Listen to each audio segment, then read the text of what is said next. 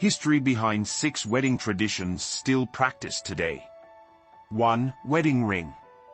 The ancient Egyptians believed that the circular shape of a wedding ring represented eternity, as it had no beginning or end. They also believed that the fourth finger of the left hand had a vein, called the vena amoris, or the vein of love, which was believed to run directly to the heart, making it the most appropriate finger to wear a wedding ring on. This belief has been passed down through generations and is still commonly practiced in many cultures today. 2. Bouquet tossing. There is a popular belief that the tradition of tossing the bridal bouquet originated in medieval Europe, to prevent guests from tearing pieces of the bride's dress as a good luck charm. In medieval Europe, it was common practice for single women to chase down the bride and rip pieces off her dress, leaving her in bits and pieces of what she was wed in. The dress was seen as good luck for single women, a type of fertility charm. To distract guests from ripping the bride's dress apart, objects were thrown, one of which became the bouquet. 3. The best man. The term of best man dates back to medieval times, and while it is true that the best swordsman may have been chosen as a groom's best man in some instances, this is not the true origin of the role.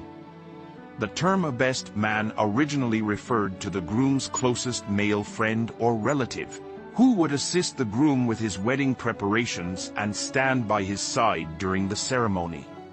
4. Bridesmaids.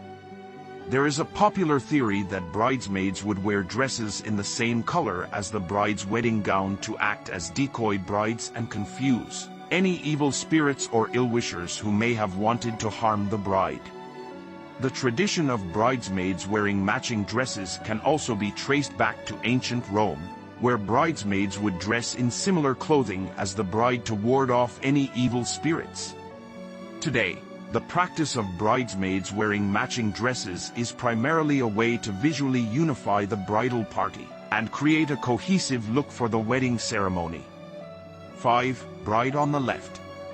The tradition dates back to medieval times when a groom would often need to keep his right hand free, as he may have needed to use his sword to defend his bride and himself against any rival suitors who might try to stop the wedding.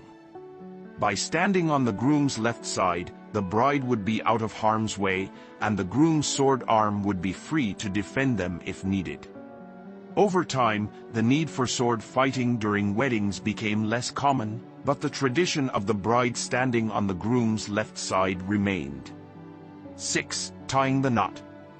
The phrase, tying the knot, is commonly used to refer to a wedding ceremony, and it is often said that the phrase comes from a Celtic tradition of binding the couple's hands during the wedding ceremony.